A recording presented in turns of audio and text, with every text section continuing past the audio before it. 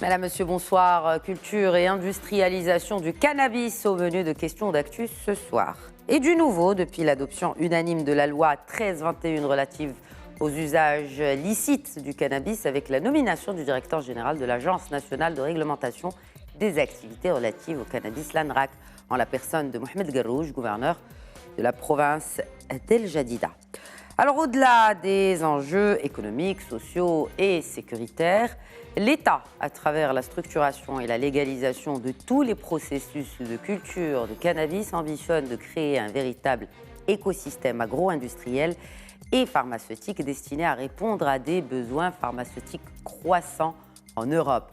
Mais entre la culture et la commercialisation, comment faire adhérer les familles d'agriculteurs du cannabis à ce projet? Quel serait le prix de vente en mesure de dévier la commercialisation aux narcotrafiquants? Qui va investir dans ce projet? Qui sont les autres acteurs à impliquer à moyen et long terme? Petit clin d'œil au ministère de la Santé. Et une fois la machine lancée et surtout opérationnelle, comment intégrer l'usage thérapeutique du cannabis dans le parcours de soins au Maroc et pour quelle fin? Réponse en compagnie de mes invités ce soir. Tout d'abord, Leila Sentissi, bonsoir. Bonsoir. Je rappelle que vous êtes directrice exécutive de la Fédération marocaine de l'industrie et de l'innovation pharmaceutique, l'AFMIP. Bienvenue à vous sur ce plateau. Merci pour l'invitation. Également sur le plateau de questions d'actu, ce soir, le président de l'association marocaine consultative d'utilisation du cannabis, Redouane Rabea, bonsoir. Merci. L'attitude à adopter à l'égard des drogues a toujours été un problème pour les gouvernements. Dans les années déjà 70, la question du cannabis thérapeutique avait soulevé un regain d'intérêt. Cela peut être en partie expliqué par le fait qu'au cours des années 60, cette plante a été le sujet d'une redécouverte sociale et surtout que plusieurs travaux ont permis d'isoler ces constituants plutôt psychoactifs. Il a fallu du courage aux autorités marocaines pour sauter le pas en 2021, soit juste avant les législatives, pour adopter donc cette loi. Une suite logique et inévitable, Redouane Rabea, pour contrer le narcotrafic au Maroc. Oui, absolument. C'est une très bonne initiative du gouvernement d'avoir pensé à ce projet-là. Et ça fait longtemps, mais maintenant on passe à un rêve qui devient réalité. Et c'est incontournable parce que tout est gagnant, surtout la population du Nord et le Maroc en lui-même sur le côté économique. Alors, on parle de disautorisation de production et de transformation. De quoi s'agit-il? Parce que vous avez parlé justement qu'il y a un cadre juridique. Alors là, il y a du concret. Que prévoient ces autorisations qui viennent d'être d'ailleurs annoncées? Et quel est le modèle économique de ces opérateurs? D'ailleurs, là, c'était il y a 3 mois, d'après le congrès médical, du cannabis médical, c'était sur un plateau, on avait discuté que dans 3 mois, le Maroc commencera. Ça a été la réponse était là, et le gouvernement était à sa parole. Et c'est une très bonne initiative et bonne pour aussi, et aussi bien pour le Maroc. Pour les avancées, eh ben, l'apport de cette compagnie actuellement industrielle qui sont, tous on les connaît, qui ont le standard et le recul en matière de médicaments et d'industrialisation, c'est un bon début parce que maintenant, ils peuvent avoir déjà, on a une route qu'on peut suivre et qu'on peut attendre nos agriculteurs maintenant d'avoir le produit et commencer à produire nos propres médicaments, donc marocains, à partir d'une autre plante marocaine. Est-ce qu'on parle de disautorisation de coopératives? Comment est le modèle économique? Des industriels, des industriels. Et quand on parle d'autorisation, ça comprend, il y a plusieurs types, comme vous l'avez dit sur la loi, il existe sur le cahier de charge. Il y a une autorisation pour la culture, pour la cultivation, pour la transformation, pour la transformation, aussi bien pour la commercialisation et l'export. Donc, à chaque étape, il y a une autorisation. Et ça, ce qui est particulier à cette plante-là. Et pourquoi autorisation? C'est pour avoir une traçabilité. C'est un produit qu'on appelle le narcotrafic, c'était un produit qui est stupéfiant au début, et bien là, il faut le tracer, mais actuellement, on peut donner dans le côté médical, mais il faut avoir une traçabilité depuis le champ jusqu'au niveau aux citoyens ou bien aux patients. Tout ça pour la sécurité de ce patient-là. C'est ça l'intérêt de passer d'un marché noir où Le consommateur, sur le médicament, je parle toujours, on ne connaît pas de quoi consiste la plante, le médicament à la fin. Maintenant, on sait qu'est-ce qu'on va donner et qu'il n'y a pas de toxique et qu'on peut donner avec safety un produit à un patient, un malade. Alors justement, on donne un produit à un patient, un malade. Madame Sentissi, est-ce qu'il y a un consensus dans la communauté scientifique et médicale sur l'efficacité réelle des applications thérapeutiques du cannabis? Je pense que là, il n'y a plus rien à démontrer. Ça a été dit dans plusieurs colloques ici au Maroc et à l'international. Effectivement, l'activité du cannabis a été connue et reconnue. Et aujourd'hui, plusieurs pays qui nous ont devancés dans l'administration des médicaments à base de cannabis à des fins thérapeutiques. Donc aujourd'hui, les industriels marocains ont été très enthousiastes quand cette loi a été votée. Elle va permettre justement d'investir ce champ nouveau pour le Maroc, qui est donc l'utilisation des médicaments à base de cannabis.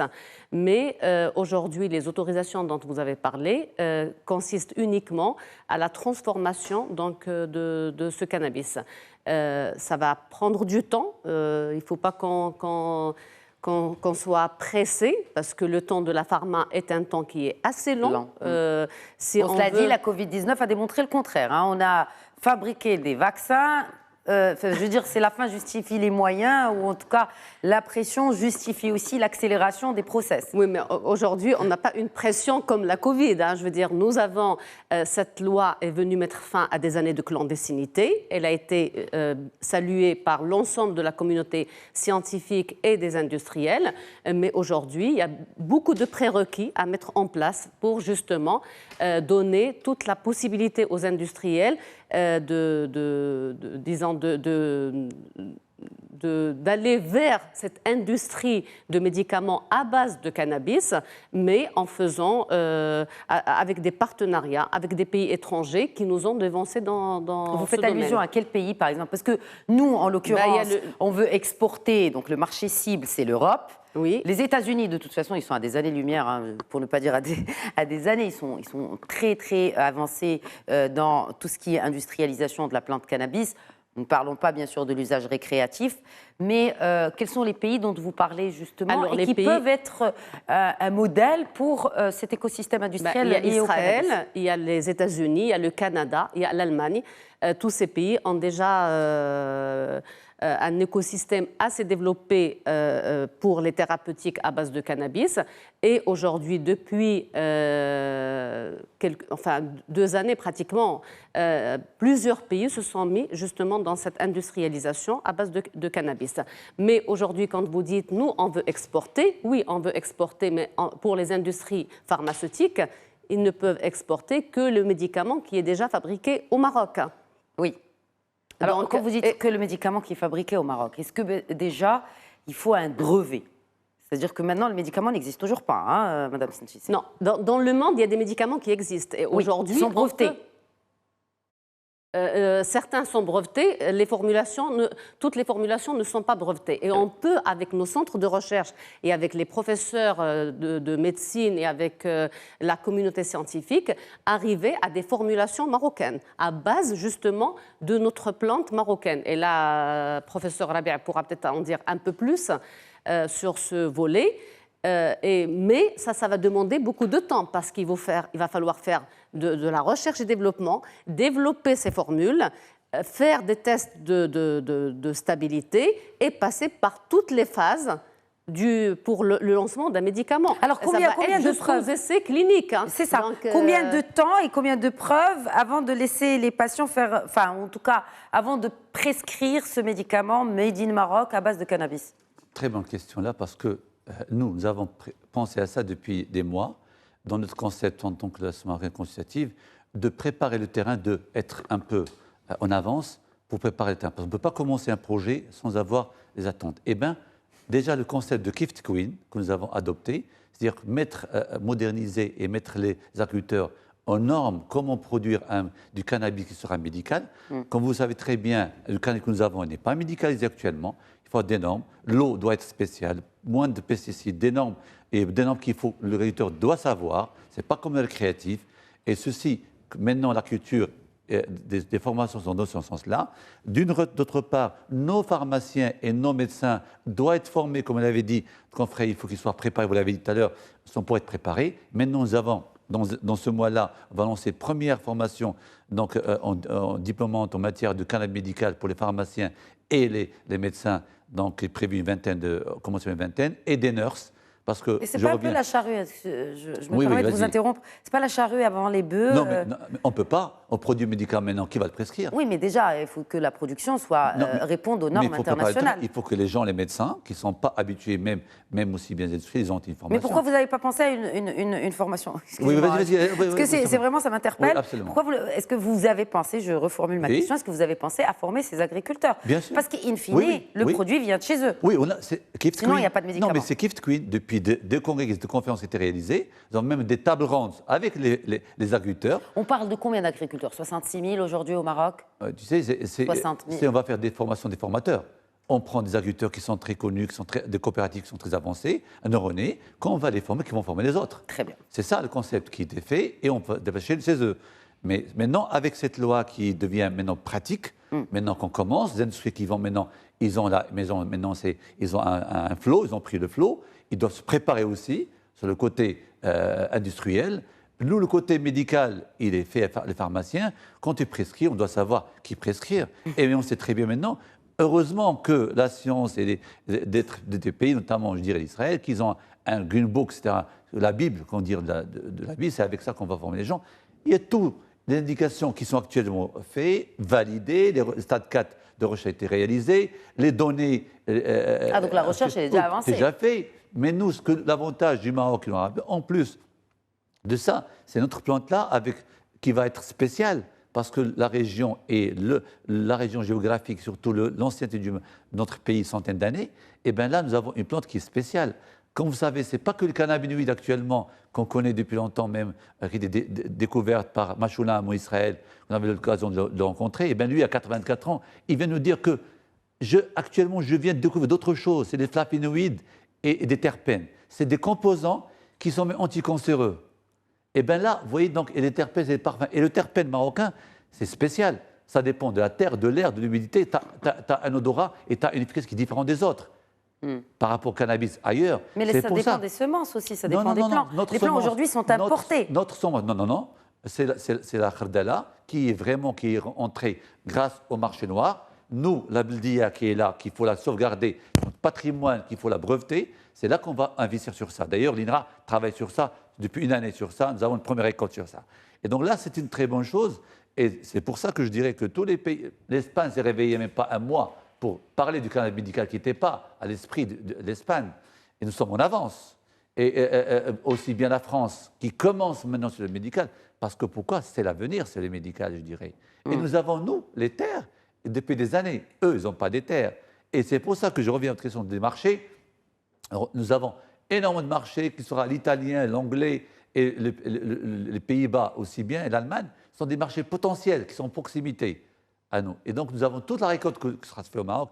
Il y aura toujours, plutôt après transformation, les vendeurs. Parlons pas de l'Asie et les autres. L'Italie viendra aussi pour être un marché potentiel pour le Maroc. Nous reviendrons au marché et au marché cible. Mais avant, est-ce que vous pensez réellement, madame, monsieur, que des autorisations à des fins médicales pourront arrêter complètement la clandestinité du cannabis?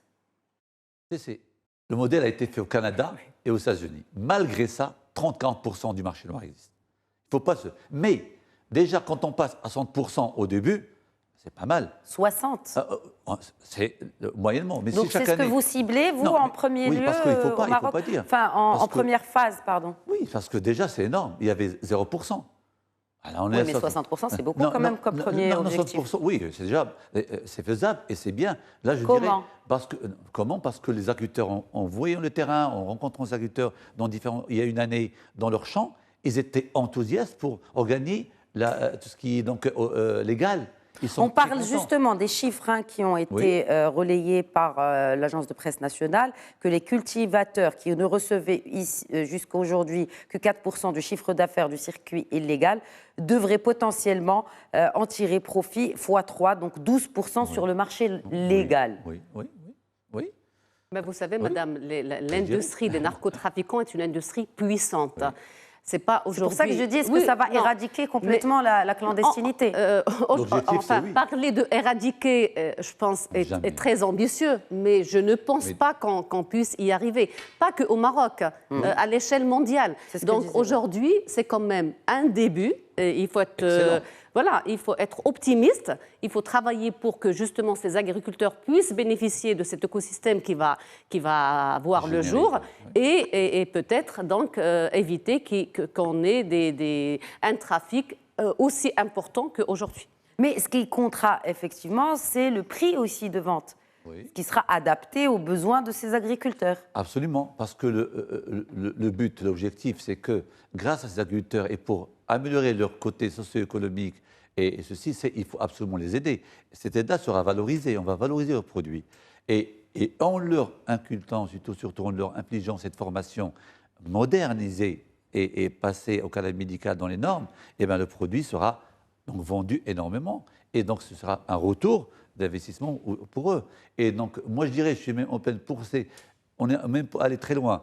Ces agriculteurs, si même des gens, ça dépend de l'âge, le taux intellectuel, d'instruction aussi, de la culture, on peut les caser, les aider dans les emplois. Peut-être qu'ils pourront travailler dans les industries pharmaceutiques, pour la production. Ouverture médicale déjà aussi. Non, mais trouver des postes de travail. Il peut travailler partout, il peut être donc une formation et être formateur. Et aujourd'hui, vous l'avez dit vous-même, aujourd'hui, il ne bénéficie que 4% de chiffre d'affaires réalisé. Et encore donc, 4%, moi le chiffre me paraît très maigre. Ça ne m'étonne pas. Ça ne m'étonne pas. Donc aujourd'hui, si on passe de 4 même à 8%, c'est déjà énorme pour eux. Donc je pense qu'ils ont tout à gagner à entrer dans un circuit qui va être bien encadré, un circuit tracé, comme l'a expliqué le professeur Rabea. Et donc, et puis, bon, il faut que tout le monde s'y mette. Hein, je veux dire, tout le monde société civile, agriculteurs, nous avons la société civile avec nous. L'agence, les industriels, pour sortir quand même ce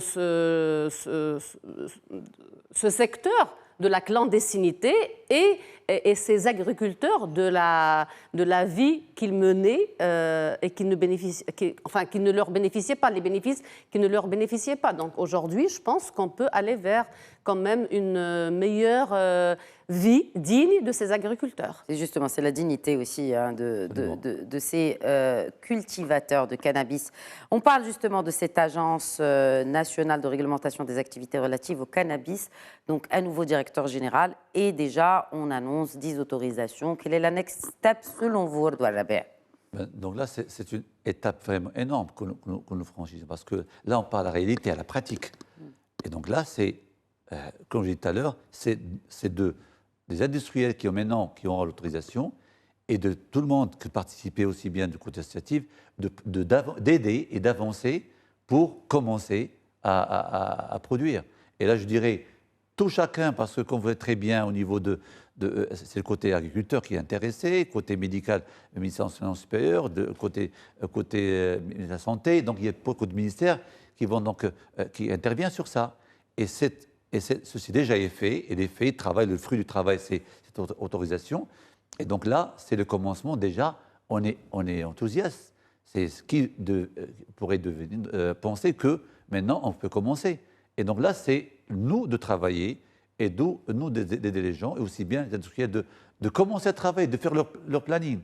Quand vous dites industriel, c'est la pharma. La pharma, oui, je parle au côté médical des industries pharmaceutiques. Qui sont très connus, qui sont sur place, qui ont un standard. Et donc là, allez-y, commençons les recherches. Donc, et commençons, là, on doit commencer. Alors, justement, en parlant de ces industries, oui, Léla, si vous voulez rajouter quelque chose, et aussi, oui. Sur ce point d'industrie, les infrastructures déjà existantes, quel est aussi le point positif du Maroc par rapport à cette nouvelle industrie pharmaceutique liée au cannabis? Je pense que l'industrie pharmaceutique liée au cannabis n'est pas différente de l'industrie chimique que nous pratiquons depuis 60 ans. Et aujourd'hui, nous avons quand même une industrie dont on peut être fier. Moi, ce que je reviens sur les autorisations, est-ce que je reproche à ces autorisations qui ont été données et qui nous ont tous réjouis et on était très enthousiastes parce que quand même cette loi, elle a vu le jour, il y a eu l'agence qui a été mise en place, aujourd'hui un directeur général qui a été donc nommé à cette agence, mais ces autorisations ne concerne pas la transformation des produits du cannabis immédiatement. Nous, dans l'industrie pharmaceutique, nous avions quand même un espoir de quick wins aujourd'hui, de mettre en place rapidement une transformation des produits du cannabis. Alors que la loi 2311, dans son article 3, elle donne les autorisations sont données pour plusieurs choses, la culture, la création, l'importation, la transformation. Les différentes opérations relatives au cannabis. Voilà. Oui, alors l'exportation et l'importation des produits du cannabis. Or, aujourd'hui, dans ces autorisations qui ont été délivrées, il n'y a pas l'importation des produits des cannabis. Et donc, les industriels, aujourd'hui, vont attendre encore. Pourquoi importer si on a la matière première ici ? Ben, la matière première n'est pas encore prête au Maroc. Donc, la matière première, là, il va falloir se mettre d'accord sur les normes, il va falloir faire de la... Ça, c'est le débat. C'est ça le débat. Donc, aujourd'hui, est-ce qu'on veut tout de suite entrer dans ce marché mondial et avoir quand même... On peut commencer par importer des produits du cannabis, les fabriquer, les réexporter, et même pour l'usage interne. Il y a de la valeur ajoutée de toute façon. Bien sûr, il y a de la valeur ajoutée et aller concurrencer quand même ce marché mondial et prendre une part dans ce marché mondial. Maintenant, c'est tout à fait louable qu'on veut avoir notre cannabis marocain et qu'on va transformer, mais ça prendra du temps. Donc, il ne faut pas tout de suite se dire on va avoir de la valeur ajoutée rapidement par rapport à ce cannabis marocain. Donc voilà, c'est là où ça... Effectivement, parce que là, de toute façon, si cette autorisation d'importation n'est pas délivrée, il faudra attendre que la plante soit, ou réponde aux normes dont on parlait tout à l'heure, pour qu'elle soit industrialisée. Donc on est loin du process industriel. Pas loin, pas loin. J'ai pas loin. Erdogan Rabet, très optimiste. Oui, parce que depuis une année... Déjà, quand on dit pas loin, vous ciblez quelle échéance, par exemple? Mais dans les 3 mois, nous avons le produit, parce qu'il y a l'INRA qui a fait une année. J'ai vu la plante qui est en train de pousser, avec une belle plante marocaine dans des régions excellentes. Et c'était dans le cadre... de quelle quantité? Parce que là, vous parlez d'une... Mais je reviendrai à l'exemple. Quand à Israël, on avait les grands producteurs de cannabis, il suffit de 2000 mètres carrés, tu as 4 tonnes en 6 mois. Donc 4 tonnes en 6 mois. Mais 4 tonnes en 6 mois, c'est le Maroc et même l'Europe qu'on peut transformer en médicaments. Donc, quand vous dites 4 tonnes, c'est combien de substances? De production. Quand il y a 2000 mètres carrés, tu peux produire 4 tonnes par an de cannabis. Alors 4 tonnes par an de cannabis, qu'est-ce que ça signifie en termes de parachimie, de plantes? Oui, mais la plante, elle pèse 4 tonnes. Oui, 4 tonnes de production. Alors, combien on peut en tirer de ces 4 tonnes? Inestimable. Non, mais je veux dire... Mais... On peut savoir de combien, je ne sais pas moi, combien de boîtes de médicaments elle va nous sortir ces 4 tonnes. Que suffira le Maroc et plus que le Maroc. Donc, je dirais les choses, parce que c'est des quantités vraiment minimes de cannabinoïdes qu'on a besoin. Et c'est des choses, là, pour les choses. Donc, pour nous... Ça, moi, à mon avis, si on prendra dès maintenant, court-circuiter, je veux dire, entre guillemets, les agriculteurs, ce n'est pas l'objectif. Moi, si je me mets à ta place, je serais vexé quand même. Quand même, il faut donner, nous ne sommes pas pressés, mais une année, et là, le produit est là, on peut commencer par le produit. Nous avons là des côtés industriels qui sont très avancés, on peut transformer et adapter notre plante, parce qu'actuellement, on peut, avec les formulations, on peut transformer au dosage THC, en CBD. Combien justement? Oui, vous en parlez. Oui. Oui, j'y vais. Non, alors, de combien de THC? Déjà, ce serait bien la dose un peu de pédagogie, monsieur Dame. 0,3. Alors, donc la THC, c'est quand même un composant... Qui est récréatif, qui est psychotrope. Oui, qui est tropie cérébrale, qui est addiction, et c'est un produit que la loi a vraiment limité à moins 0,3 le pourcentage dans les produits qui seront médicaux cannabinoïdes qu'on peut donner. La CBD? Oui, le CBD, là, il n'y a pas de problème, il n'y a pas d'addiction. Donc, ça dépend de chaque cannabinoïde pour la douleur, pour dormir, pour les inflammations. Il y a beaucoup de cannabinoïdes et on le sait très bien. La science, heureusement, a des années à prouver ça. Et c'est avec ça qu'on peut jouer sur des Et vous données. pensez que cette plante-là, donc avec ces taux Oui, que prévoit la loi, elle pourrait être prête d'ici, enfin, on va dire cultivée, récoltée dans un an? Oui, oui, oui. Oui, mais quand bien même, moi Parce je que nous voudrais avons bien la récolte, ça partager. se vend. Petite réaction de Leïla Sensissi. Moi, je voudrais bien Fédération des partager formations. l'optimisme de professeur Ravet et son enthousiasme. Il est passionné depuis le début Oui. par le cannabis et par tout ce que ça peut entraîner, justement. Mais aujourd'hui, la loi, encore, je reviens à cette loi 2311, qui renvoie dans son article 20 à la loi 1704 et le daer des psychotropes. Donc aujourd'hui, quand bien même, il me dit dans 3 mois, on va avoir une récolte et une production de la Déjà plante fait. marocaine, il va falloir, pour fabriquer un médicament, parce que là, on ne parle pas de complément alimentaire, où je peux faire des petites formulations et voilà, et je mets le produit en vente. Là, on parle de médicaments, et donc il va être soumis à des autorisations, à des essais cliniques même, puisque c'est un médicament qui va être 100% marocain. Et c'est une phase très longue. C'est pour ça que j'ai dit au départ, le temps de la pharma n'est pas le temps de l'économie ou de...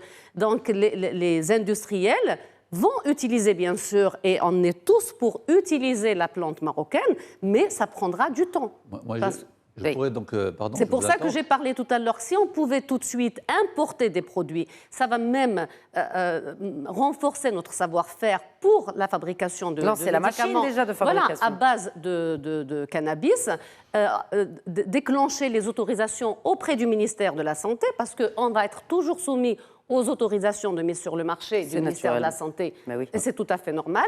Et faire en parallèle nos recherches et développements et l'accompagnement des agriculteurs marocains. Moi, je Donc, dirais quel est le bénéfice du Maroc d'avoir autorisé le cannabis si on importe du cannabis pour fabriquer un médicament qui est fabriqué en France ou en Europe?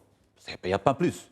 Il n'y a pas plus, je dirais, il vaut mieux laisser le médicament en France et en Europe et de l'importer Mais il faut carrément. faire- Non, alors, mais Il vas-y. faut faire les essais cliniques. Je Quel comprends essai plus clinique? ou moins l'idée de Et- Leïla et- Sensissi, et- c'est de faire déjà les essais cliniques. C'est-à-dire qu'on va gagner du temps et que la production qui viendra après Mais homologation le produit, il est fabriqué et ailleurs. certification Il est fait pour- du Made in Maroc, eh ben, elle rentrera dans le Mais le circuit produit que tu industriel. ramènes de l'extérieur, c'est un produit qui est de l'extérieur, qu'on connaît, qui est déjà fait dans des bonnes conditions, il est vendu. Oui. Donc, qu'est-ce qu'on Mais va il faut Ils vont faire nous les ramener essais cliniques. Un médicament par autorisation qu'on appelle temporaire, on peut faire mieux que ça. Ah. Ils le savent très bien. On peut ramener comme médicament actuellement qui existe, pour le cancer pas mal, le médicament qui sont aux États-Unis du Canada, on l'importe à travers le ministère, à travers les laboratoires qui sont des titulaires, qui prennent le médicament sans aller le transformer. À quoi bon ce jeu-là? Non, mais ça, Non. du coup, on ne crée pas de valeur et Non, on non, ne fait pas marcher non, la non, non, machine on crée économique. pas de valeur. C'est-à-dire qu'il Non, y a, on n'a en fait, jamais- entre vos deux visions, si je peux me Mais je permettre, reviens. il y a une vision qui est économique et là, vous avez une vision qui est nationaliste et qu'on doit attendre notre Non, pas production. attendre, je dirais. elle si on est fait économique mais nationaliste. Hein, Non, parce oui, que non. économique, c'est bien pour le Maroc. Ce que je veux dire, c'est que vous parlez en tant qu'industriel. Non, mais il n'y a rien de mal. Bien Non. sûr que c'est. De toute façon, la création de valeur, elle se fait au Maroc et, Voilà. et c'est le Maroc qui en bénéficie. Donc, c'est. Si on fait ça, on va un petit peu devenir fainéant un petit peu. Doucement, on attend les choses. Il faut se mettre devant le fait accompli. Oui. Je suis d'accord. Maintenant, la plante que nous avons donc récoltée, il faut qu'elle passe par des triages. D'abord, c'est l'objectif maintenant de parler avec Yves Squid et de faire un état des lieux. Cette plante-là, est-ce que vraiment elle a des normes ou non? Parce que s'il y a des pesticides élevés, on la jette à la poubelle. Ça servira pour autre chose, pour l'industriel, il ne faut pas oublier comme quoi la plante, il y a d'autres utilisations qu'on peut utiliser actuellement. Le médical, c'est bien. J'allais y Oui. venir. Mais Ben ça, le médical, c'est le plus important. Médical, maintenant, Serabet. c'est pour ça que nous sommes une année maintenant en train de 6 mois de se focaliser sur le médical et de voir les meilleures solutions qui ont réussi ailleurs, ne pas perdre du temps, gagner du temps. C'est le modèle israélien. C'est maintenant aller à l'agriculteur. Monsieur, on veut ces critères-là à faire pour avoir une plante. Pour que l'industriel a qu'on appelle les good practice, manufacture practice, ils connaissent très bien BFM, c'est-à-dire s'il y a un problème, même à la production, il est jeté. Donc c'est pour ça que maintenant on passe en amont à l'agriculteur, puis au niveau de transformation, les qualités, et puis c'est l'industriel aussi bien, comme ils savent très bien comment le médicament, quand il arrive à la boîte, est très bien, et respecte le circuit de la qualité et tout ça. Donc là, il faut un petit peu, je dirais, stimuler les industriels, les pousser à à vraiment donc. Non, mais je crois qu'ils sont bien stimulés. Non, mais parler, moi je dirais, c'est vu un concept, un projet qui était fait dans ce sens-là, le prendre de l'extérieur, ça tue un petit peu. Alors, sur les 66 000 agriculteurs, combien ont été approchés à ce jour?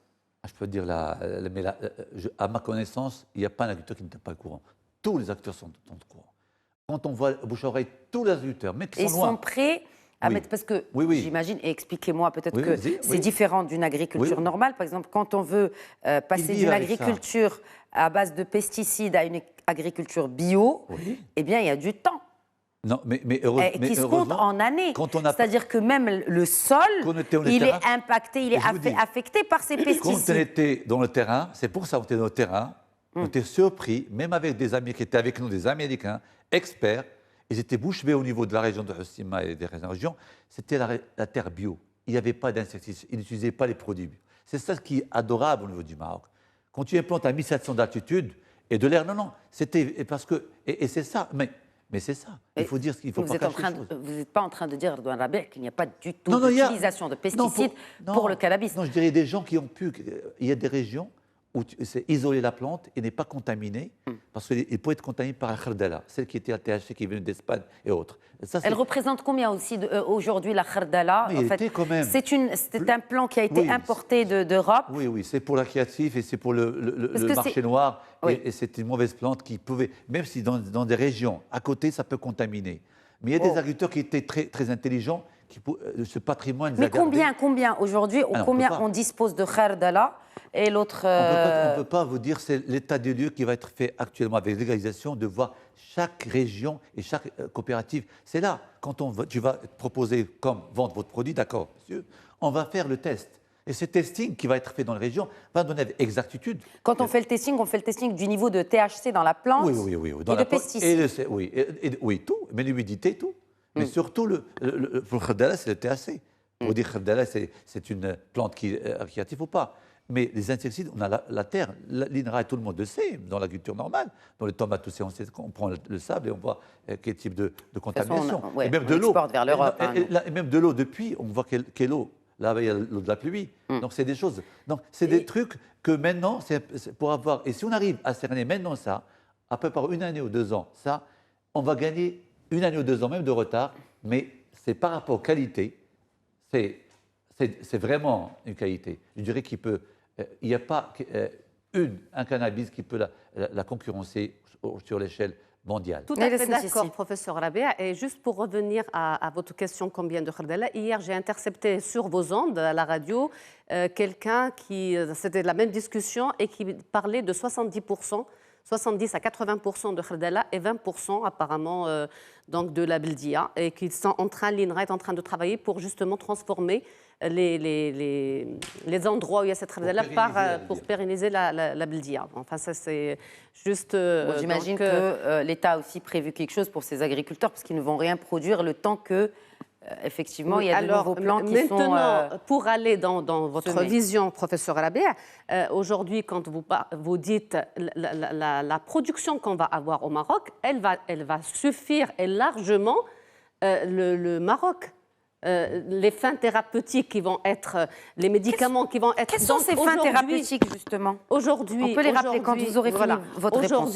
Aujourd'hui, il est quand même question de nouer des partenariats, d'avoir des marchés à l'export pour que le jour où on a notre médicament 100% marocain à base de cannabis, qu'on ait des marchés à l'export. Parce qu'on ne va pas, le marché marocain lui seul, il ne va pas absorber toute la production du cannabis. Donc c'est pour cela que j'ai parlé tout à l'heure, et cette loi, elle a été mise en place pas uniquement pour promouvoir, certes pour promouvoir le Maroc en tant que pays producteur du cannabis, et de façon très licite et légale, mais aussi parce qu'aujourd'hui, vous le savez très bien, dans les thérapeutiques, l'innovation est très chère. Et si on peut avoir des médicaments à base de cannabis à des fins thérapeutiques, par exemple pour les antalgiques, et ça, vous pouvez en parler mieux que moi, pour des maladies qui aujourd'hui, on est obligé d'utiliser des molécules très chères et innovantes, pourquoi ne pas faire bénéficier dès maintenant le patient marocain de ce médicament à base de cannabis tout de suite, même si on devait l'importer. Oui. Mais l'importer ne veut pas dire que je vais ad vitam aeternam continuer à importer. Dès que j'aurai mon médicament ça va coûter marocain, moins cher si c'est produit ici. Voilà. Et c'est tout bénéf pour les industriels. et c'est tout bénef. Donc aujourd'hui, voilà. On parle c'est de ça quelle thérapie, justement? Quand vous parlez de thérapie, bien sûr, c'est un antidouleur. C'est un antalgique. C'est ce que la science actuelle n'arrive pas à traiter. Pour vous résumer, que la science actuelle, on n'arrive pas à traiter, eh bien, le cannabis a pu aller faire ça. Je dirais, en tant que médecin, vu que je vois, l'Alzheimer, il y a une grande proportion de Marocains ont l'Alzheimer. Et l'Alzheimer, c'était un traitement pour le Parkinson. Attendez. Donc vous dites que qu'est-ce que ça fait à un patient atteint d'Alzheimer, les médicaments à base de cannabis? Oui, ça permet de un petit peu le sédater, d'être bien, d'être pas dans, même sur le côté récréatif, au niveau cérébral, ça le régule. Ça a été testé, c'est des articles, c'est des études depuis dizaines d'années. Il y a consensus. Oui. Et parce qu'on n'a pas trouvé Mais de médicament. On n'a pas trouvé un médicament le meilleur, qui pourrait faire mieux. D'accord. Et c'est pour ça.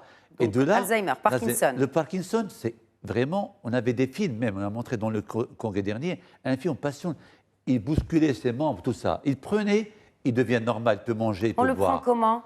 Avec des gouttes en huile, c'est très. Parce que pourquoi l'huile en cannabis, on CBD, ça part en 2-3 secondes, il est arrivé au niveau de l'organisme et ça permet de réduire les effets secondaires, de traiter les effets spastiques et de rigidité. Pour les maladies sclérosatrophiques aussi, qui est la sclérose en plaques, qui est aussi bien pour la rigidité. Là, maille de Crohn, qui est inflammatoire, pour certains migraines qui résistent. Donc je dirais c'est pour ça. Combien coûtent les médicaments justement qui traitent tout cela? Non, quand on voit le prix au niveau des États-Unis qu'on avait. Non, au Maroc. Non, mais les médicaments, oui. Je ne peux pas dire le produit. Combien ça coûte? Je ne peux pas vous donner un prix quand même, exact, mais les dernières innovations sont très chères pour l'Alzheimer, pour le Parkinson. Ça va coûter le cannabis moins cher. Voilà, le cannabis, c'est sûr qu'il coûtera moins cher. Et surtout, je dirais pas bio, mais je dirais pas bio. Donc tout le monde, nous, on part vers ce qui est naturel. La science, maintenant, ça change. On est dans les médicaments bien dans l'avenir. En ne parlant pas des cellules souches et du cannabis, c'est les deux chantiers actuellement qui se font. Et bien, alors, sur ça, sur les effets, il y a pas mal de maladies qu'on n'arrive pas à cerner, le glaucome, et entre autres. Et là, c'est l'intérêt Il n'y a pas de maladies psychologiques qui sont traitées par le cannabis. L'autisme, c'est spectaculaire. Aux États-Unis, il y a une production. Actuellement, le produit il est vendu en Angleterre. Il n'arrive même pas à subvenir de la demande actuellement dans le monde pour traiter l'autisme. Je dirais pour les dysménorrhées chez la femme. Eh ben moi, j'ai vu des produits aux États-Unis que j'avais essayé. Donc, c'est dysménorrhée chez la femme, c'est 3 gouttes, il n'y a plus de douleur. Imagine avec un naturel. Tu es dans un avion, ou bien même chez toi, au travail, une femme qui prend 2 gouttes n'a pas à avoir des douleurs atroces et ça permet. Est-ce que justement on peut en importer au Maroc aujourd'hui? Est-ce que la loi, elle le permet? La loi le permet. La loi le permet. Transformé ou non, la loi, moi je vous dis, elle permet la culture et la production du cannabis, la création et l'exploitation des pépinières de cannabis, l'importation et exportation des plants du cannabis, la transformation et fabrication du cannabis, la commercialisation et le transport, l'exportation du cannabis et ses produits, l'importation du cannabis et ses produits. Alors, quand vous dites justement, quand on parle, vous avez listé, merci, je vous en remercie d'ailleurs, Leila Santisi, tout cela implique aussi qu'on peut les retrouver dans les officines. Mais la loi, elle n'est pas encore... Enfin, quand je dis la loi, c'est les autorisations du ministère de la Santé ne sont toujours pas là. Donc, il y a une contradiction là-dedans. Et les autorisations de l'agence. C'est l'agence qui délivre les autorisations. C'est l'agence du médicament, absolument. Non, pas du médicament, l'agence nationale de réglementation des activités. Mais l'agence du médicament dans tout ça, parce que c'est un médicament. D'abord, pour l'instant, on n'a pas encore l'agence de médicament. On n'est pas vraiment au médicament parce qu'il faut le... Donc, ça dépend. Alors, c'est un médicament ou pas? Non, mais il doit passer par l'HL, comme j'avais dit tout à l'heure. Il y a des normes qui savent très bien le good practice pour les médicaments. Il faut avoir des normes du produit. Non, mais est-ce que c'est autorisé par le ministère de la Santé ou cette agence? Aujourd'hui, au Maroc, non. Bien. L'agence est faite. Ben voilà. Non, c'est ce que j'expliquais tout à l'heure quand j'ai dit. Mais je pensais que vous parliez que de l'industrie, pas que de la commercialisation aussi du produit. Pour qu'il soit commercialisé au Maroc, il faut qu'il soit importé, soit fabriqué au Maroc. Oui, mais s'il est importé, pour cela, il faut une autorisation. Il faut une autorisation de mise sur le marché. C'est ça, c'est ce que je disais tout à l'heure. Vous me disiez pas non, c'est pas un médicament. Est-ce qu'on importe un médicament ou on importe un complément alimentaire. Et dans tous les cas, Ça alors, passe. un médicament est soumis à une autorisation de mise sur le marché. C'est ça. Un Bon, ouais. complément alimentaire va être soumis à une homologation par Par le DPS. ministère de la compléments Santé. alimentaires, Leïla Sintisi. Oui, oui, Ces médicaments-là ne sont pas des compléments alimentaires. Non, mais Enfin, corrigez-moi, peut-être. Non, Mais alors, aider, Non, juste elle répond à ma question, peut-être. Certains produits dont parlait tout à l'heure professeur Rabert peuvent ne pas être considérés comme médicaments. Oui. Dans les autres pays, ils sont vendus comme compléments alimentaires. Et chez nous? Ben, chez nous, pour l'instant, on n'a rien, ni compléments alimentaires, ni médicaments à base de cannabis. Mais l'agence est là maintenant. Vous avez fait des congrès qui tournent autour de cela, Oui, oui. avec des spécialistes et Oui, tout. oui, oui. Dans quelle catégorie ils placent justement ces produits? Je dirais l'exemple aux États-Unis, la FDA n'approuve pas comme médicament tout ce qui est cannabis. D'accord. La FDA, pour le drogue, te dit, et c'est écrit, il t'exige, Administration. quand tu veux le prendre du CBD, eh ben, FDA non approved. Il te dit que non approuvé par FDA. Il y a 2 médicaments qui étaient approuvés, c'est pour l'épilepsie et donc qui sont approuvés. Là, et là, la même chose, il y aura un comité absolument qui contrôle, à travers le ministère de la Santé et l'agence, qui va veiller à des indications précises et approuver ce médicament-là. Est-ce que donc le donner comme prescrit, et quand il sera prescrit comme médicament, eh bien, il passera par la prescription des médecins qui sont agréés et par des pharmaciens qui étaient formés. Et même Agréés? Oui, formés. C'est-à-dire qu'il doit se former à la moindre des choses. La société civile, comme ce que vous avez fait, vous? Une formation diplômante qui sera formée, diplômante sur le cannabis médical, comme ça a été fait ailleurs. Parce qu'il faut parler le même langage. Moi, un pharmacien, que j'aurai une ordonnance, il se peut qu'un médecin se trompe sur le dosage, il faut que j'ajuste. Ou bien le pharmacien. Et ça a été on ne va pas tomber dans l'automédication qui existe déjà chez nous. Et là, parce que maintenant au-delà d'un médicament à moi, base je pense de que les CBD. pharmaciens ont déjà une formation qui leur permet de délivrer des médicaments, des psychotropes. Oui. Le cannabis peut être délivré tout à fait mais de façon... Mais la particularité, c'est la traçabilité là. Pourquoi on en parle? Parce que c'est la traçabilité. C'est-à-dire? C'est un produit que, si je dirais... c'est des règles de prescription et de délivrance, mais on n'a pas besoin de former les pharmaciens. Pour cela, les pharmaciens ont déjà reçu une formation. Dans les pays qui nous ont précédés en Israël il y a 10 ans, 15 ans, et dans des officines spéciales... Est-ce qu'il faut une prescription? non, Est-ce qu'il faut une ordonnance? C'est peut-être des shops, parce qu'ils n'ont rien à voir avec des pharmacies. Les pharmaciens, seuls les pharmaciens, ils ont connu à tel pharmacien a l'autorisation de délivrer. Ah, donc... Et le médecin, tel médecin, quand il prescrit, je prescris, et ben ça arrive dans l'ordinateur de l'agence. Et au niveau de la pharmacie. Oui, mais on n'a pas ça ici. Non, mais enfin, ça, je veux dire, maintenant, on est commence encore dans un avec des process. papiers, ordonnances, on arrive à la mais d'autres pharmacie, que ce médicaments. soit... Mais un process. Parce que pourquoi on fait tout ce problème problématique sur le cannabis? C'est un produit quand même qu'on ne va pas... Le même transport, depuis le champ jusqu'à la transformation, il faut surveiller, il faut une traçabilité, un code barre. Ce n'est pas du rien. On peut dire, je fabrique moi de CBD à pas THC, mais qui me dit que je n'ai pas de THC récréatif? Que je peux jouer avec ça. Ce n'est pas moi avant d'arriver. C'est ça le rôle d'une agence qui est là, c'est pour voir la traçabilité et veiller Je pense que la traçabilité aujourd'hui au niveau des pharmacies, parce que bon, il va passer, quand on aura ces produits au Maroc, ils vont passer de l'industriel aux grossistes répartiteurs, aux pharmaciens d'officine, il y a une traçabilité. Mais quand vous dites le médicament, pendant son transport, il est sécurisé, c'est tout à fait normal parce que c'est des quantités importantes. Après, un pharmacien qui va avoir 2 boîtes ou 3 boîtes, même si on met toutes les 3 boîtes ensemble, je veux dire, on ne va pas atteindre des taux. Non, mais déjà, est-ce qu'il y a la l'automédication aussi qui sera... Parce que c'est... en Europe, on n'a pas besoin de prescription. Non, mais le médical, ce qui est médical, c'est prescription. Un médical, comme agréé médical, c'est prescription.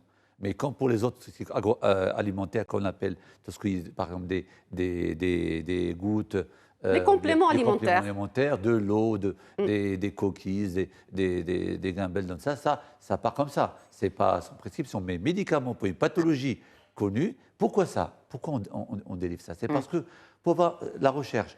Si au Maroc, je vois sur 100 patients, je peux dire, est-ce qu'on doit améliorer, augmenter? Est-ce que justement, puisque vous parlez de recherche, il nous reste un peu moins de 5 minutes, est-ce que les industriels sont impliqués dans le financement de la recherche autour du cannabis? Absolument. Et ils doivent, c'est de leur avantage et pour pousser la recherche, et ça va être que le Vous retour. avez parlé de l'INRA, Ah oui, oui. de l'Institut national de recherche agronomique. Oui, mais là, on parle des industriels. Quid de pharmaceutiques? Absolument, ils sont prêts, tous enthousiastes pour faire des recherches. Ils ont déjà signé cliniques. plusieurs partenariats avec des universités, avec des centres de recherche. Et même pas mal Et ils de projets sponsorisent marocains. des pas mal de projets marocains. des projets de recherche dans le cannabis.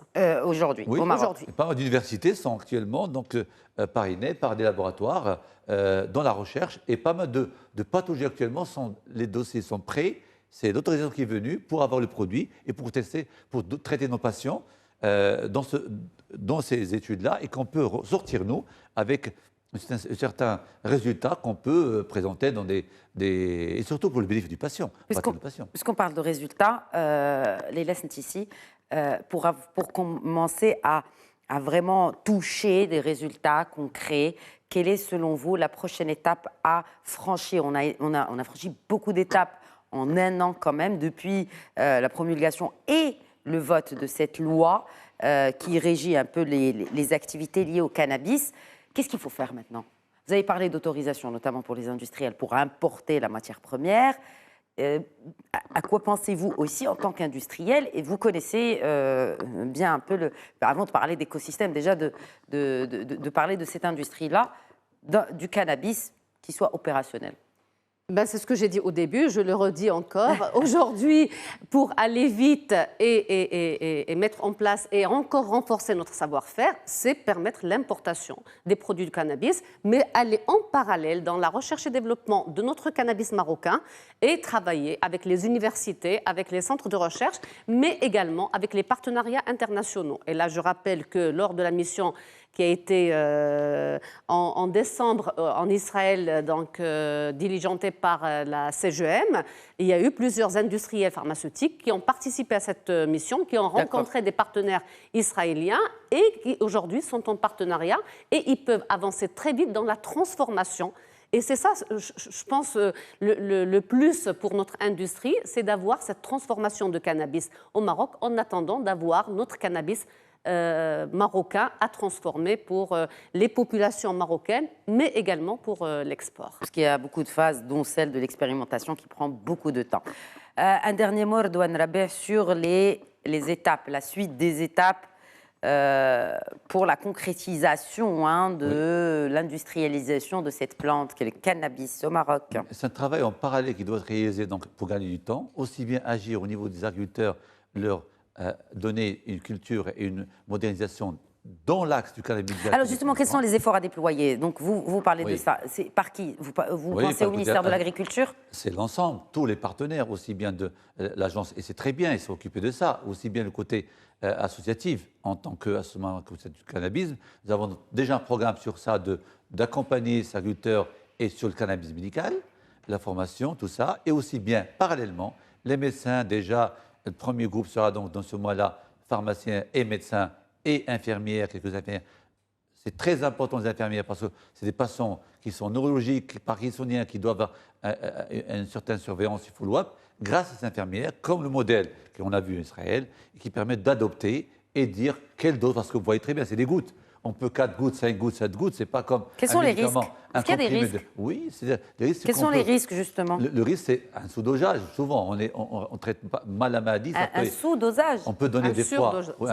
Un sur ou sous? Moi, je suis pour le sous, parce que quand on donne une maladie, on donne un traitement, et si le patient ne répond pas, on peut ajuster. Et des fois, si on passe aussi bien au surdosage, on peut abaisser. Donc, le cannabis, quand on le donne, prescrit, il faut une surveillance. Et d'où la traçabilité, d'où l'importance d'un feedback entre pharmaciens, nurses et entre médecins. C'est une triangulation. Et c'est pas un médicament qu'on donne, je dirais comme paracétamol, antibiotique, on sait très bien, 1-2 doses, c'est très connu. Et maintenant, on revient sur ça, entre guillemets, en tant que médecin. Moi et toi, on n'a pas la réaction pour un comprimé. Je peux réagir au moins de mes comprimés, toi. Et ça, le cannabis, c'est pire que ça, c'est une plante. Et c'est ça le challenge. C'est que nous n'avons pas quelque chose de concret. Et c'est pour ça que. Et un effort doit être fait dans tous les axes, préparer le côté en amont, prescripteur, médecin, et aussi bien le côté agriculteur qu'on n'oublie pas. Et aujourd'hui, c'est-à-dire qu'il y a cette transversalité des efforts qui est déjà existante. Oui. de tous les acteurs. Donc Et là, préparé. on parle ministère de l'Intérieur, bien sûr, Oui. qui est à l'origine de Oui, absolument, de ce qui est projet là. ambitieux et Ah oui. très courageux quand même, parce Oui. que le Maroc Qui se fait distingue dans un sa grand région. effort, un grand effort, pas facile. Et le ministère de l'Agriculture, Oui. déjà impliqué. Le ministère de la Santé aussi. Ministère de la Santé. Ah oui, donc, Je passe par étapes, Oui, parce oui, que l'agriculture, ce sont oui. des agriculteurs avant Oui, et après tout. Et Et l'industriel. tout le monde est impliqué, selon vous, Redouane Rabia, parce que vous suivez ça avant même la loi. Ah hein. oui, oui. Aujourd'hui, Tous les c'est un partenaires, sujet vraiment- d'actualité. Plusieurs intervenants s'en emparent. Et d'ailleurs, dans moins de 2 semaines, il y a un colloque international qui est organisé par la Fondation FICR. Et aujourd'hui, avec tous les partenaires, il y a l'Agence aussi nationale des plantes médicinales et aromatiques, avec laquelle nous avons signé, en tant que Fédération marocaine de l'industrie et de l'innovation pharmaceutique, une convention, justement. Et dans cette convention, il y a une partie qui va être justement dédiée à la recherche pour le cannabis. Alors Donc, justement, c'est un sujet d'actualité, c'est pour ça qu'on le traite dans cette émission Question d'actu. Merci beaucoup Leïla Sntlissi, directrice exécutive de la Fédération marocaine de l'industrie et de l'innovation pharmaceutique. Merci d'avoir participé à cette émission. Merci à vous. Et bien sûr, mes remerciements vont aussi au président de l'Association marocaine consultative d'utilisation du cannabis, Redouane Rabia. Merci. Merci à vous. Et je vous donne rendez-vous dans quelques semaines, dans quelques mois pour voir Absolument. l'état d'avancement. Oui, pour le premier médicament réalisé au Maroc. Inch'Allah, J'espère. Inch'Allah, on le souhaite. Merci à tous de nous avoir suivis pour votre fidélité à notre émission Question d'actu. Très bonne soirée.